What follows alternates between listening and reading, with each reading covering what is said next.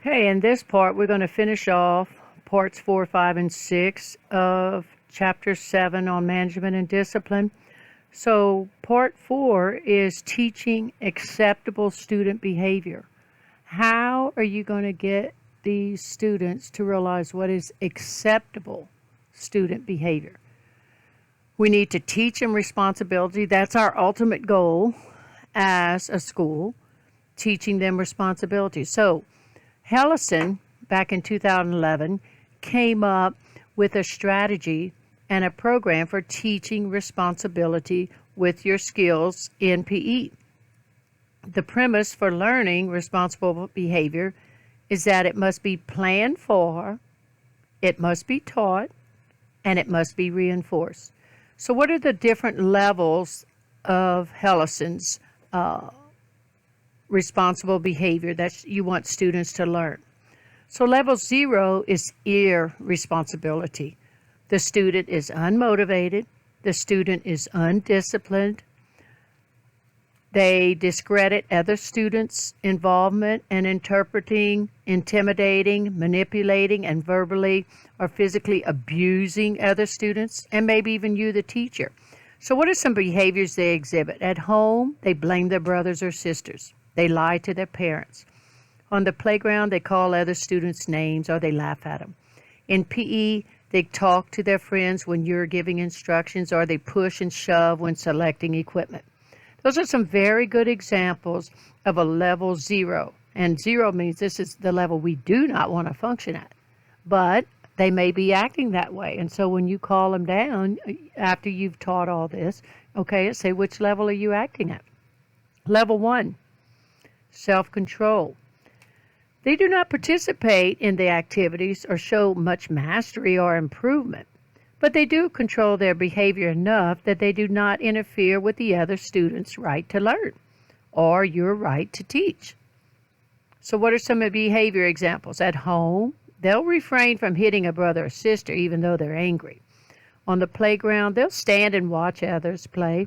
They don't get angry at others because they upset you. In PE, they wait until appropriate time to talk with friends, and they have control and not let others' behavior bother them.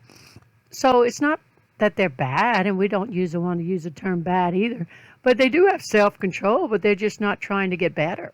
They're not trying to improve. Level 2, they also shows level 2 is involvement. So they show self-control and they're involved in the subject matter or the activity that you're doing in PE. At home, they do help clean up with the dishes and stuff after dinner, and they do take out the trash. On the playground, they'll play with others and participate in the game. And in PE, they'll listen and perform the activities. They'll try even when they dislike an activity. And they'll do it without complaining or saying, I can't. So level 2 is good. It's involvement. But what is the best level? Well, a better level. We have 2 better levels. Level 3 is self-responsibility. They take responsibility for their choices, and they're able to work without direct supervision. At home, they'll clean up without being asked to clean up their bedroom. On the playground, they'll return the equipment after recess without being told to return the equipment. In PE, they'll follow directions. They'll practice a skill without being told. They'll try new activities without being encouraged. They don't have to be encouraged. They'll work without direct supervision. Then what's the best level? Level 4 is caring. They're motivated to extend their responsible behavior by cooperating, giving support, showing concern, and helping others. At home, they'll help take care of a younger brother or a sister or a pet. On the playground, they'll ask others, not just their friends, to join them in play. And in PE, they'll help someone who is having trouble, help a new student feel welcome, work with all the students. So these 5 levels, level 0, level 1, level 2, level 3, and level 4, are responsible behaviors that we want to post up in the teaching area, and you're going to explain all the different levels and identify acceptable behaviors at each level, And you're going to implement this program by reinforcing the acceptable behavior and redirecting them when it's inappropriate behavior. So you have a two-pronged approach. Catch the students behaving responsibly and reinforce them and encouragement, or redirect students behaving at a level 0 by asking them, what level are you performing right now? What level are you acting at right now? I really like these levels and stuff, and it may be something you might try or inquire and ask other teachers about. But, talking about the different levels gives a perspective to the students that somebody maybe has never talked about before. So what are some strategies for increasing responsible behavior? I want you to know these strategies here. Number 1, model the acceptable behavior that you want the students to exhibit. How you interact with the students encourages responsible behavior.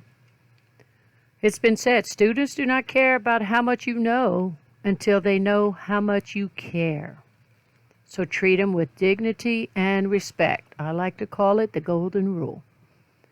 Number 2, I want you to know about reinforcement. You want to use reinforcement.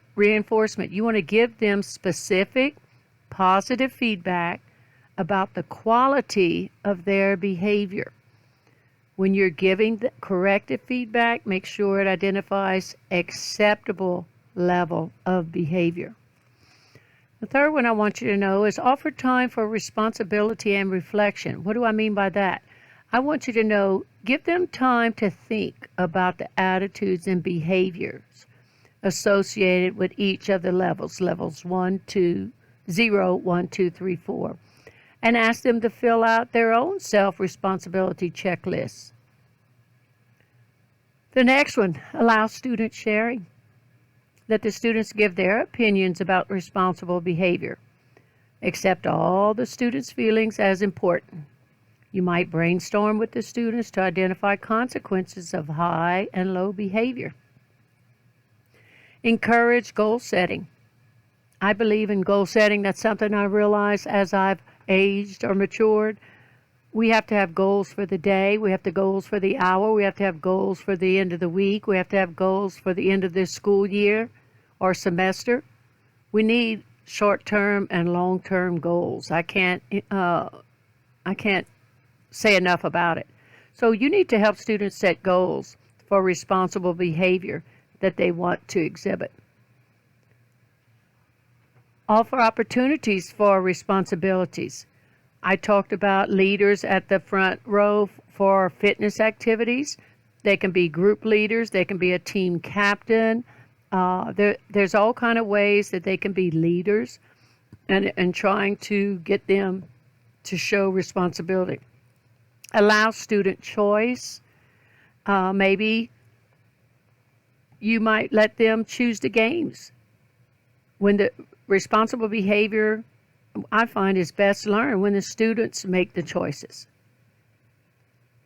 They choose the games, they decide on what fitness activities or selecting partners. Now, you can't do this every time, but sometimes you can allow this, and it makes them feel like they're a part of the decision-making process. How are you going to resolve a conflict? How can we use conflict resolution to reduce bullying? Because a lot of times conflicts occur because of bullying. The book says nearly 1/3 of the U.S. elementary school students have said that they are frequently bullied at school. It's kind of disheartening. So what's our definition of bullying that I want you to know? Observable or unobservable aggressive behavior where an imbalance of power exists between the offender and the offended. Notice observable or unobservable. So the aggressive behavior usually occurs repeatedly. Basically, the students must learn to respect others' opinions and feelings while maintaining their own worth and dignity. Everyday conflicts can be resolved in various ways, but what are the most common methods involving the three types of behaviors? We have the dominating style that is often unsure of their standing in the group. They want things done their way, but they're afraid that others will reject them. They often lack the confidence and try hard to get others to accept their way of doing things. So that's the dominating style. What is the appeaser style? The appeaser lacks confidence but wants to be accepted by others. They do not like conflict, and they're willing to set aside their own feelings to placate the others. They're going to back off and let the others do, the dominators do. Neither one of these, the dominating or the appeasing approach for solving conflicts, is effective in the long run. We want to teach students how to solve conflicts peacefully, cooperatively, and with no apparent losers. And this will reduce the amount of bullying and intimidation that occurs in the classroom. So look at these following steps to resolve conflicts and minimize bullying. First thing you got to do is stop the aggressive behavior immediately. Some of you females in the class, you can't do this. You can't separate the students depending on how big the students are. Some of you can. But if you can't, then you get somebody else, a male or older student, okay? And then put them in timeout. Number 2, gather the data about what happened and define the problem. What happened, who was involved, how each child is feeling, but you're going to ask open-ended questions like what happened. Number 3, this is where you brainstorm some type of possible solutions in a non-judgmental process in which all solutions, regardless of their perceived value, you're going to keep them in mind when you're brainstorming. You're going to ask them, how could we solve this problem? Then let's test those solutions that were discussed when brainstorming. Which ones might work? Which one of these solutions might work? So we want to accept solutions that may differ from the way I think the problem should be solved. Then number 5 is where you actually implement the plan. You guide them through the steps and so forth. Then after you went through it, then you evaluate your approach. Was it good? Was it acceptable? What worked? You need to understand bullying is a learned behavior, and teaching students that this behavior is both unacceptable and unproductive is going to take time. Students must trust the process. They must trust that it will be equitable and objective for all. Peer mediation is very similar to the conflict resolution that I just talked about, except the student is directing everything. A student resolves their own disputes and conflicts, and it's a neutral peer, that acts as a moderator. So the mediation gets the students involved in the problem-solving process, and the students, there are students that are trained that are acting as the mediator or the disputant. So certain students who are not involved in the conflict are the ones that are going to help the classmates identify the problem behind the conflicts and find some solutions. It's not about being right or wrong. They're going to encourage the students, and they're going to let all the students know that they're going to tell their own story, so they believe that someone understands their own perspective. So there's 2 parts to this mediation process. The ground rules is the first part, and then following the steps of mediation is the second part. So what are the ground rules? Number 1, the problem is going to be solved. There is going to be a solution that will be found by the end of this session. Number 2, the truth is going to be told. The students are going to solve the problem without adult supervision, and the session's confidential, so telling the truth is not going to result in any type of negative consequence. Number 3, the full story will be heard without interruptions from the other parties. Number 4, all parties will act in a respectful manner. Number 5, a discussion All this discussion will be confidential and will not be talked about outside the classroom or outside this session. And then the last part of the ground rules is the solution will be implemented. Whatever both parties agree upon, that will be carried out, regardless of who the solution favors. So this is the ground rules, the first part of the peer mediation process. So we've established our ground rules, which is the first part. Now the second part is actually going through the steps of mediation. And these mediation steps are about solving the actual problem and making sure we do so in a manner that follows the ground rules that the students agreed upon. So what are the steps to finding a solution? I want you to know these steps. Number one, tell your story or your grievance. Everybody lays it out on the table. Everybody's going to have their chance to tell their side of the story. Number two, verify the story. This is where people have the opportunity to ask questions. The mediator or any other party members, they have the opportunity to ask questions and can clarify their story. The next step is actually to discuss the conflict. The mediator conducts a discussion about the situation and the emotions involved. This is where they have to be trained. The next step would be brainstorming solutions to the problem. All of the parties discuss various ways to solve the problem. It is very important that you know this is not a predetermined solution.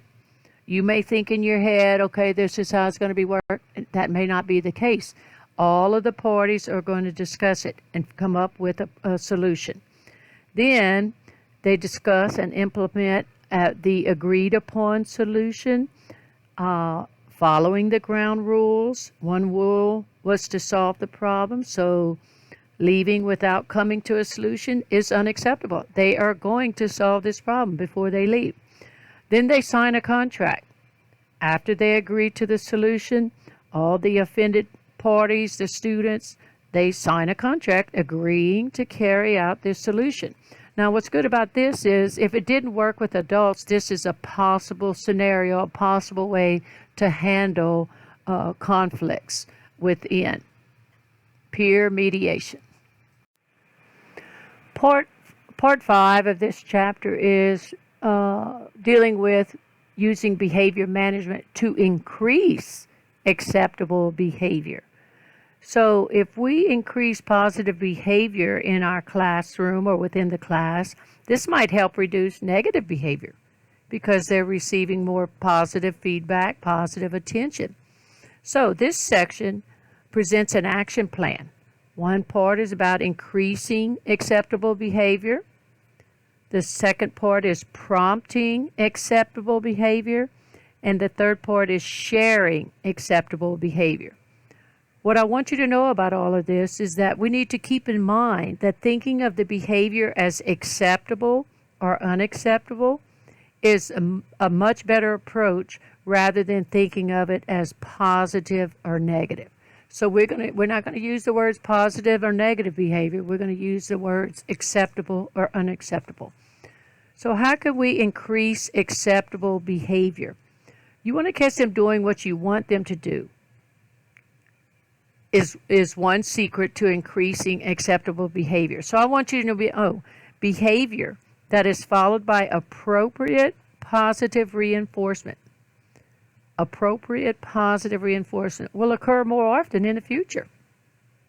This is the principle, this is the key for increasing acceptable behavior. Some type of positive reinforcement, statements, comments, gestures, as soon as it occurred. So how can we do that? Well, they talk about social reinforcers. We can have, as parents, we use praise or physical contact or facial expressions to acknowledge to our children what's acceptable behavior. We can do the same thing in the classroom, whether it's in the classroom or a PE. So what are some words of praise? Great job. Nice going. I really like that effort. That's the best one yet. Way to go. Nice hustle. Any type of words of praise. You just don't want to be habitual in saying that. What are some physical expressions? We can smile, we can nod to show approval, we can clap for them, we can wink, we can give them a thumbs up. What about physical contact? We could do a handshake, a fist bump, a high five. But you want to find out what type of social reinforcer the students are accustomed to in the school setting, and that's what you want to use. Okay, you don't want to make them feel uncomfortable. What are some activity reinforcers? To determine what activities can be used as reinforcers, watch the children. See what they're doing during their free time, during recess, and see what they like to do. You might offer free time to practice a skill. I remember when I had 30 hormonal 8th graders that I was teaching health. Well, some are even high school students, seniors in high school who needed a half a credit in health to graduate. So my activity reinforcer was playing my little relay game that I made up. If they behaved for me for 45 minutes and did what they're supposed to do, then I'd let them play my little relay game with the chicken or whatever. I didn't use a chicken with the 8th graders, and then we used wiffle balls or tennis balls, which don't work well. But that was my activity reinforcer for them, and it kept my sanity. So consider having some children help administer equipment, or they can act as your teacher's aide, or they can be a peer teacher. Okay? What else? Oh, token reinforcers. So I want you to know what are some possibilities for token reinforcers. I want you to know the least favorable, but it can be done. I want you to know they can get points, they can get a ribbon, they can get a certificate. Some do that, but sometimes that extrinsic reward will decrease their intrinsic desire. So be careful with those token reinforcers. With the primary grades, you see that with token reinforcers. And then after the age of 9, these students are beginning to see these tokens as a form of bribery to get what they want. If they behave, and they'll bribe and say, "Oh, okay, will you take me to the McDonald's if I behave?" They're not stupid. They start to see it as a bribery. What are some other how can we select reinforcers that I want you to know? I want you to know most children respond to praise. They respond to attention. They respond to a smile or games or free time or privileges. So how do you know what will be reinforcing to them? Basically, you can pretty much count on that. They'll like that. And so they also talk about social reinforcers, giving them praise, and then is especially effective when it refers to a specific behavior. We've talked about that already. So in order to increase acceptable behavior, verbally or physically describe what made the performance effective and good and noteworthy, and they'll love you for it. Here is the Premack principle. Back in 1965, the Premack principle came into existence. Unknowingly, a lot of us use it with our own children or to motivate students. So I want you to know what the Premack principle is. A highly desirable activity can be used to motivate students to learn an activity that they find less desirable. Eat your peas if you want the dessert rule. So they don't like their peas, that's less desirable, but they do desire the dessert. And they give you several examples in here. You may shoot baskets, which they want to do, that's preferred, after you complete the passing drill, which is less desirable. Okay? So the Premack principle, using what they like to do to get them to do what they don't want to do. Some other ways to be able to increase acceptable behavior. They talk about prompting acceptable behavior. So what are prompts? Prompts are used to remind students to behave acceptable and to encourage the development of new patterns of behavior. So I want you to know some common ways to prompt children in PE. The first one is modeling or teacher demo, demonstration, where you perform the acceptable behavior, okay, or the students perform it with the expectation that the other students will respond similarly. Modeling. Another way is by verbal cues. This can also help maintain your lesson pace. It can increase their performance level. It can motivate them to stay on task. So verbal cues like hustle, keep going. Those are verbal cues. Nonverbal cues would be your body language.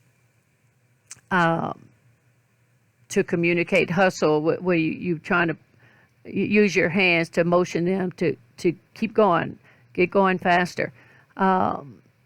So nonverbal cues to move them into proper position, follow the correct pattern, or properly align their body parts. So I want you to know you want to avoid using prompts so much that the students will not perform the activities without them. This process of gradually removing the prompts so that the behavior is self-motivated is called fading. You shouldn't have to continue forever giving those prompts. You want to gradually do away with the prompts to where they will do it on their own without you having to give them those cues all the times of the prompts. So, the book talks about shaping an acceptable behavior. So I want you to know there are shaping techniques called extinction and reinforcement that help to create new behavior, an acceptable behavior. So there's two steps that I want you to know. The first step is called the differential reinforcement to increase the incidence of the acceptable behavior. So what are they talking about here? Let's use an example. You are going to reinforce responses that reach a predetermined criteria and ignore those that don't meet the predetermined criterion, which is extinction. For instance, let's say you want the students to put their equipment on the floor within 5 seconds after you give the signal. 5 seconds. Quickly put it on the floor. So we're going to use differential reinforcement, which means we're going to reinforce the students whenever they meet the 5-second criterion, or we're going to use the extinction to ignore the performance when it takes longer than 5 seconds. So that's the differential, the difference of reinforcement. Sometimes we will reinforce, we will give them reinforcements when they do put the equipment down within 5 seconds. But if they don't, we're not going to say anything. That's the extinction part. The second way is expanding the criterion that must be reached for reinforcement to occur. For instance, the 5-second rule. Well, let's stay with that. We may have to start with a 12 seconds. Why do we do the longer interval? Maybe expecting an inattentive class to quiet down that quickly is unreasonable. So if we start with a 5-second interval, they most likely not meet the criterion. So expand the criterion by starting with 12-second interval. When the class reaches this goal, then let's shift down to 10 seconds and ask the class to conform to this standard. And then when they do that, they put the equipment down within 10 seconds. Now we're going to say, okay, class, now we're going to see if we can get it done in 5 seconds. So these are your two options to shape new acceptable behavior, creating new behaviors with your class. The last part of this chapter, part 6, is decreasing unacceptable behavior with discipline. Decreasing unacceptable behavior with discipline. We want to guide the student away from the behavior that is disrupting the class. So corrective feedback and the use of consequences can be effective means for decreasing unacceptable behavior. So using corrective feedback. When we use corrective feedback, I want you to know it should be clear and specific. So we're correcting them on a PE skill that they're trying to learn to do and they're doing it incorrectly. Or we're correcting them on not following instructions on how to play a game. Something of that nature. So your corrective feedback should be clear and specific. The students must know exactly what behavior they are to stop and what the acceptable behavior they are to start. So I want you to know to use corrective feedback as soon after the misbehavior as possible, as soon after the misbehavior has occurred. And you want to deliver positive reinforcement immediately following the acceptable behavior. You want to make them know, or you want to let them know that as soon as it happens, it's unacceptable, or as soon as it happens, it is acceptable. So after they're disciplined or corrected, the students might respond in a negative fashion and disrupt the class. Whether you're delivering corrective feedback or consequences, you want to use these following 8 steps to avoid any type of teacher-student conflicts that embarrass the students and yourself. So I want you to know these 8. Number 1, do not address the student publicly. You figure out a way to buy some time so you can talk to the student in private by giving the class a task, like maybe jog around the area while you're talking to that student in private. Number 2, isolate the student and yourself. I want you to know, do not correct a student where others can hear what you are saying. Do not. It's a private matter between you and him or you and her. No one else should hear, and make sure no one else can hear. Number 3, deal with only one student at a time. If there's more than one student involved, separate them and deal with their unacceptable behavior one-on-one. Don't deal with both of them at the same time. Number 4, state your position once. Repeat it once if you believe the student did not understand it. Do not argue or try to prove your point. I repeat, do not argue or try to prove your point. Take no more than 10 or 50 seconds to tell the student the acceptable behavior and state the acceptable behavior. But you're not going to give a sermon. You're not going to, no. 10 or 15 seconds. That's it. So once you deliver it, number 5, once you deliver it and move away. Avoid those glaring eyeball-to-eyeball things. It's not going to help the matter. Get yourself back on track by positively reinforcing 1 or 2 students who are behaving acceptably. Number 6, do not threaten or bully the student. That builds resentments between the student and you. Number 7, avoid touching the student. It might send mixed messages if, the student has been disruptive and then now you're touching the student. Number 8, do not be sarcastic or raise your voice excessively. You clearly state the acceptable behavior and then you walk away. So when that corrective feedback fails to change the unacceptable behavior, sometimes students need to understand that such behavior brings negative consequences. Consequences of unacceptable behavior could include reprimands, it could include removing positive consequences, or it could be timeout. And that's what I'll talk about on the next slides. Reprimands are commonly used to decrease unacceptable behavior. But if you give it in a caring and constructive way, they can serve as effective reminders for how the student should behave. So we want to identify the unacceptable behavior, state briefly why it's unacceptable, communicate to the student what behavior is acceptable. And they give an example in the book. You were talking while I was speaking. It is unacceptable behavior and bothers me and other students. So please listen when others are speaking.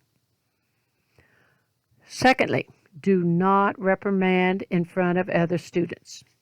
It'll embarrass the student, diminish their self-esteem. Number 3, speak about the unacceptable behavior, not the person. Speak about the unacceptable behavior, not the person, when you're reprimanding. You want to avoid general and negative statements related to their personality. And lastly, after you reprimand and you ask for acceptable behavior, let the student know when it does occur and give them reinforcement when it does occur. Also, on page 148, they talk about removing positive consequences. The idea is to remove something positive from the student when the misbehavior occurs. For example, you might have them give up some of their free time or sit out of an activity they enjoy. But this approach is ineffective unless the students really do like the activity that they're being removed from. For instance, have you had those teachers that used to kick students out of class and have them sit in the hall? Well, that was perfectly fine for the student to sit out in the hall. They were perfectly happy and content sitting out in the hall. So that wasn't a consequence. You have to make sure that the magnitude of the consequence fits the crime. You want to be consistent when you're removing them. You want to treat all students and occurrences fairly. And that's going to be the most difficult part, to treat all the students fairly. Make sure that the students understand the consequences of their misbehavior before they receive the penalties. Okay? And chart a student's misbehavior to see if there's some frequency. If the frequency is decreasing, hopefully it is. Okay? So removing positive consequences is an option. Okay? Using timeout for reinforcement. Teachers find timeout.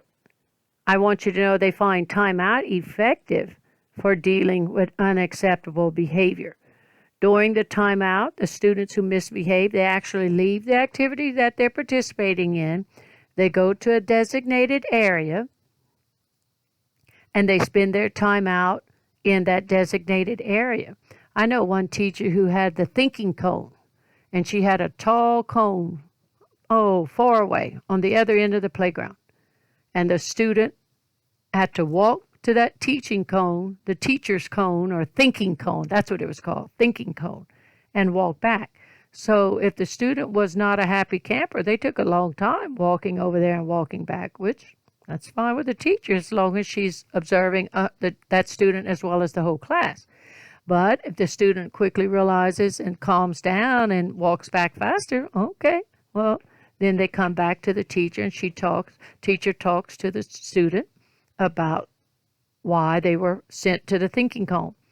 I also want you to know, when placing the students in timeout, tell the children they are valued as individuals, but it's the misbehavior that is unacceptable.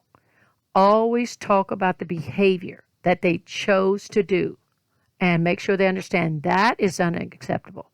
They are valued as a person, but it's the behavior that's unacceptable. So you want to make sure you discuss your timeout plan with the students so they know exactly what constitutes acceptable and unacceptable behavior, as well as consequences of misbehaving. These are some very good ideas in this chapter. I hope you're taking them seriously. What are some consequences for unacceptable behavior? These consequences naturally should be posted in the teaching area so the students can see them all the time. So when the first misbehavior occurs in PE, the student should be warned quietly. A private conversation with the student, letting them know that this is their warning, that it's unacceptable behavior. When the second misbehavior occurs, that's when they go to the timeout spot and they stay there until they're ready to return. It could be in one of the four corners of the area, could be the thinking cone I talked about earlier, but they can go to that timeout area and return immediately to the PE class. But the assumption is that the student has agreed to behave properly and understand the consequences should a third misbehavior happen within this 30-minute PE class.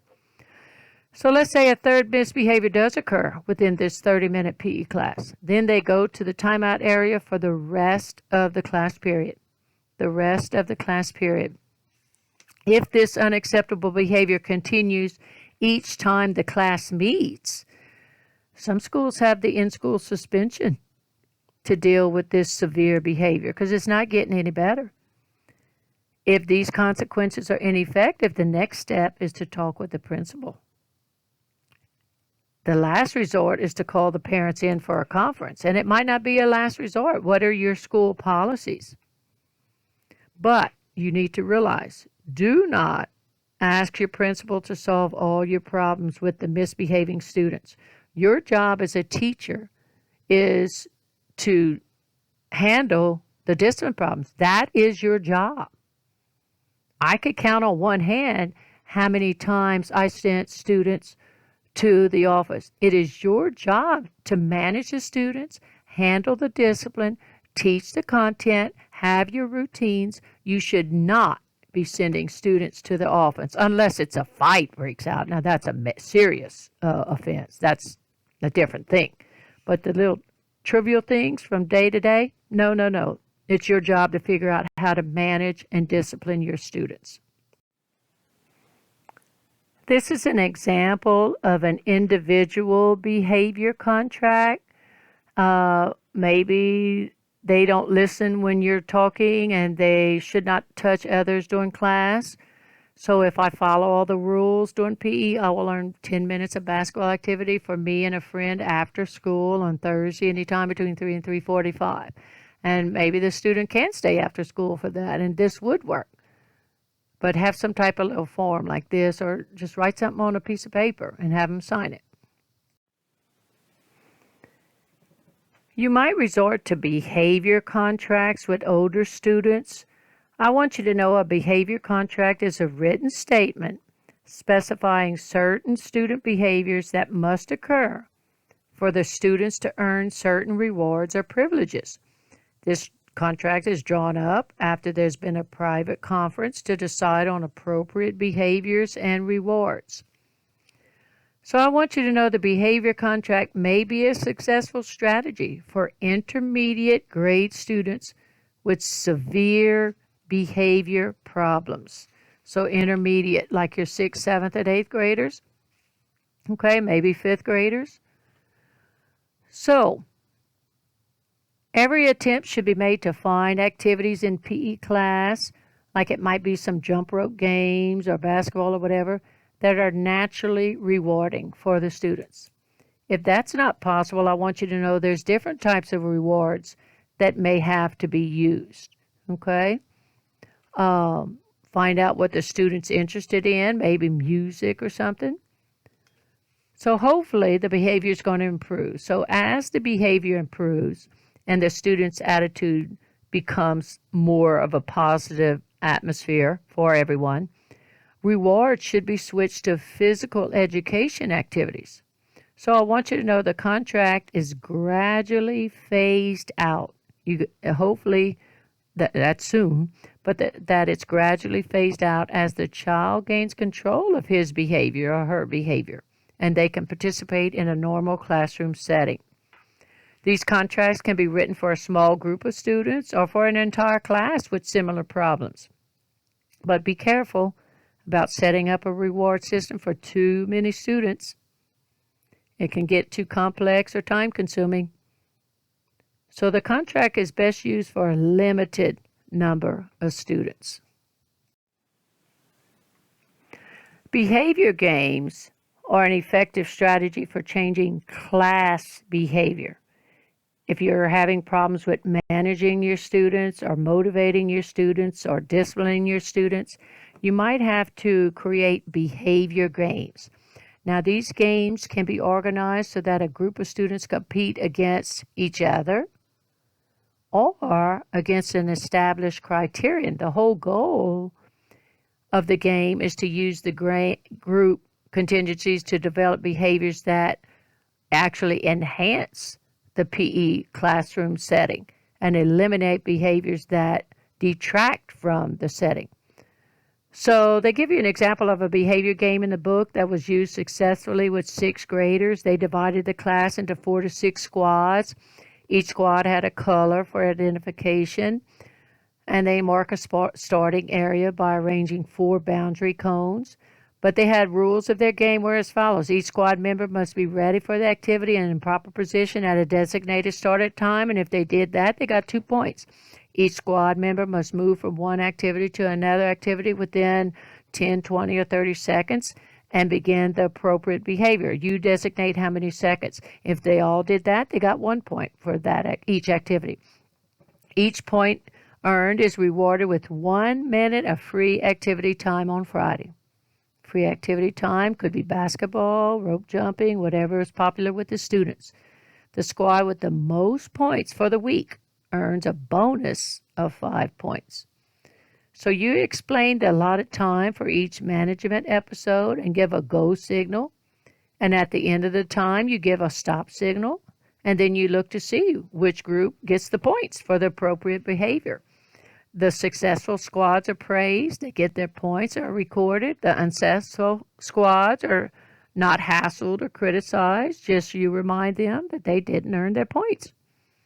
And then on Fridays, you award the appropriate squads as special free time activities. And hopefully you slowly phase out this game as students begin to manage themselves more quickly. So I want you to know when you're designing behavior games, be sure to structure them so that any student or any squad is able to win the game. That is so important. You need to understand that for test purposes, and you need to understand that when you're designing these games. Okay? Students actually enjoy exercising and practicing skills while listening to music. Oh, I know what it is. They're talking here how I want you to know you would want to change the music regularly because the music serves as a discriminative cue for future practice time. So what you do, you change the music regularly and you slowly increase the intervals between gaps because they're talking about you have a recording of music and let the students know if everyone in their squad is practicing the appropriate task, the squad will earn a point at each gap in the music. You have a gap every 30 seconds or whatever in the music and exchange points for minutes of time in selected activities that they can do on Friday. So changing the music regularly and slowly increasing the intervals between the gaps until the gaps are eliminated to where that music will help as a way to as a discriminative cue for future practice time. The students enjoy music. They enjoy listening to music while exercising and practicing skills. So I want you to know music can be used this way, and you want to change it regularly. What are some more behavior management issues? Criticism. I want you to know you need to use criticism sparingly. Use criticism and punishment with caution and good judgment. With caution and good judgment. Criticism is sometimes used with the belief that it will improve student performance, but some teachers make scolding and criticism the behavior control tool of choice, and that's not good. So be careful. Making punishment a last resort. Punishment can have a negative side effect because fear is the primary motivator. If the long-term effects of using punishment are more beneficial than not using it, it is unethical not to use punishment. Punishing a child for protection from self-inflicted harm may be necessary. Likewise, punishing children so that they learn not to hurt others may be necessary. Most of your situations in the educational setting do not require punishment. So I want you to know when children are punished, they learn to avoid the source of punishment and they learn to become more covert in their actions. What does that mean? They learn to hide it to where they're more secretive and it's harder for you to catch them. So be careful about punishment. If using punishment is necessary, here are some few points that you need to realize or know. Be consistent and make the punishment fit the misbehavior. Students quickly lose respect for a teacher who treats others with favoritism if you don't treat everyone the same or fairly. Number 2, offer a warning signal, as we discussed previously. Number 3, do not threaten the students. Offer only one warning, and then you have to follow through with it the next time they do it. Number 4, make sure that the punishment follows the misbehavior as soon as possible. Punish quietly and calmly. One of the best teachers I know never raised her voice. Never raised her voice. So we want to try to avoid developing negative feelings toward a student because you could internalize the misbehavior. If you do use punishment, make sure that it applies only to those students who misbehave. Students become hostile towards those who cause the loss of privileges.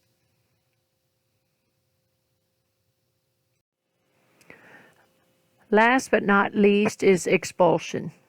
There's some legal considerations to take into mind.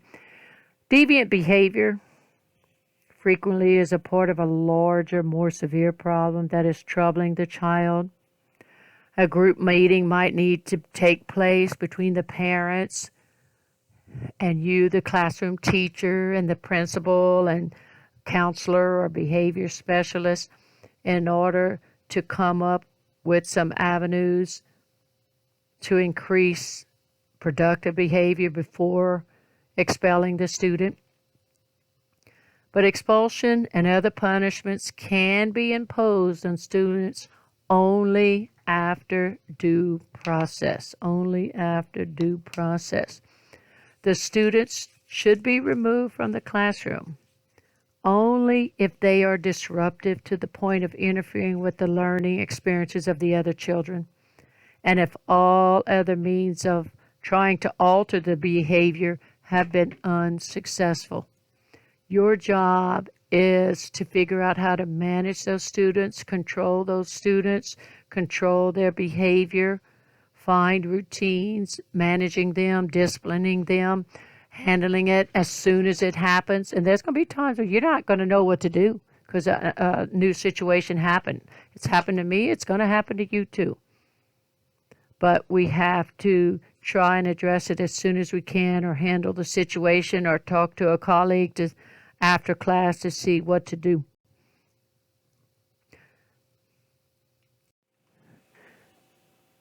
So what are some takeaways from Chapter 7? In order to be a successful teacher, you have to effectively manage your class. Management and discipline skills are just as important to the outcomes of your PE program or your classroom as the content you cover and teach. The acceptable student behavior must be taught, and we can use behavior management strategies that can increase acceptable behavior, while discipline strategies can decrease unacceptable behaviors. These are some very good questions here to reflect on. How will you respond to a child who is consistently misbehaving? This would be some good questions to ask in class. I'd love to hear your viewpoints. Number 2, what is potentially the most influential management skill that is outlined in the chapter? So what do you think? Which one of these management skills is the most important, most influential? Number 3, why is it important for teachers to know their own trigger points? You need to know your trigger points. What are your trigger points? How would you feel when a student does not listen to you? Number 4, why is using efficient instruction techniques, having consistent stop and start signals, and moving students into groups imperative to a successful lesson? Some very good, interesting questions. This concludes Chapter 7, Management and Discipline.